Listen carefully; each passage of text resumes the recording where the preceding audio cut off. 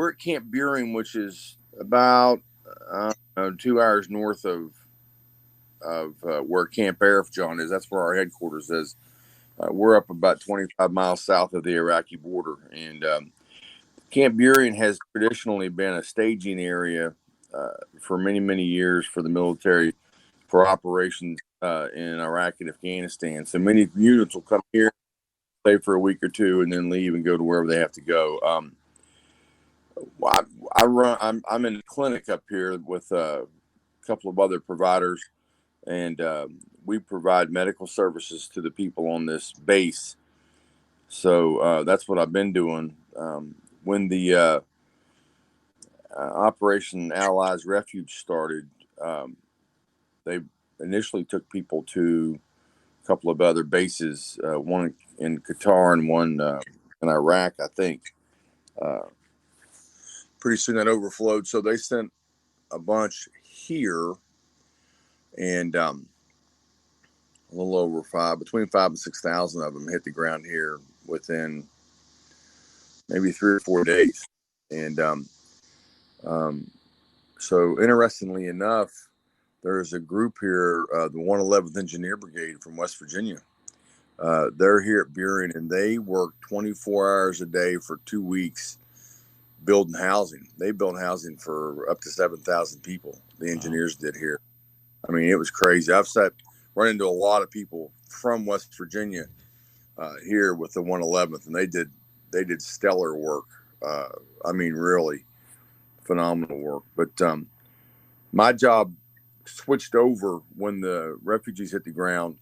We are the Role 2 facility for this area. So in the Army, a Role 1 is like a battalion aid station or tailgate medicine, and then Role 2 rolls into more. We have a lab and a portable X-ray here. There's no CAT scan or anything else. Our lab is limited to a couple of portable devices you can pack up in a case. So we don't have any big instruments, but we do have some more gear here, and we have a little bit more staff. We're in a fixed building, so it's not a tent. So that makes it a little easier for us to do some stuff. And that's what I've been doing. So when the mission changed over with the Afghans, we kind of switched gears. The problem, I think, Dave, was we don't have, the Army is equipped to take care of soldiers and wounded soldiers. Mm-hmm. We're not equipped to take care of kids, and we're not equipped to deliver babies or take care of pregnant women or elderly people, or we don't have the supplies for that. We don't have the drugs for that. We don't have all that. So it was really a stressor for our unit here. Plus, we sent half our team to Qatar. So when I hit the ground here, they had sent half of our providers and a half a dozen medics or so, whatever, to Qatar to help with that mission. So I worked 24 on, 24 off the first 3 weeks. Wow. Because we didn't have enough providers I was here with a PA and a nurse practitioner, for the first 3 weeks. And through that whole time, my medics were working the same thing because, once again, there was nobody to give them a day off. So they were working straight 12s or 15s. Many days we worked 20 or 30 hours in a row. We would leave the TMC or the medical clinic where we're at and go down to the receiving area where we were getting buses off of these planes, fly them to a different airbase, and then bus them here. And we would receive anywhere from 800 or 700 or 800 up to 12 or 1,400 refugees at a time every 2 to 3 hours. And that operation went on for, several days. So, and they would get off the plane. Many of them had been living on the tarmac for a week. We were giving them MREs, which is the meal ready to eat the military gives their troops, but the little kids can't eat it. Their diet's, rice-based. Mm-hmm. So many of them were not well fed. They didn't have enough fluids, and they were dehydrated. And so, we were doing a lot of IVs. And like I said, it's not so bad for the adults. But like I had a pair of 8-month-old twins. You can't get an adult IV in an 8-month-old who's small by our standards anyway, and dehydrated. Many of those kids were really, really, really sick when they hit the ground. So it challenged us a little bit. So you've got thousands of refugees coming from 8 month, from babies on up to senior citizens, and dozens of pregnant women as well. And you had to deal with a little bit of an unexpected situation, didn't you? Yeah. So we worked very closely with the embassy staff, trying to get the women who were closest to delivery onto a more fixed base. And understand the other problem with it here is that the Kuwaiti government, while they allowed us to bring the refugees here, they did not allow us to take them off post. So any medical problems that we had to be dealt with here because we were not allowed to take them to a host nation facility. And so there's a couple of hospitals not too far from here in Kuwait City that have, so they're full hospitals. It's like having, Mon Health right there. You can't do that here. We had to keep them at our place. And if we had to fly them, then we had to spool a medevac company up and send them to Arifjam, where we have a surgeon and an OR, but we have none of that here. So we did have a lady come in labor. It was quite an experience. We don't have the materials here to deliver babies, which is most of the time is just hands. But if it goes south, there's some other stuff that's very helpful to have, suction and some other things. And we don't have an OR. And so we have an OBGYN here who is from Florida. And he came in, and this woman came in labor. We did not have an interpreter. There are cultural problems with that as well, because in their culture, the only man to see them below the waist is their husband. Sure. She did not want me to check her or to do the stuff you do to have a baby. And my OBGYN was next door, said, call me if you need me. But he was trying to build an OR over there real quick in the event we had to do a C-section or something else. So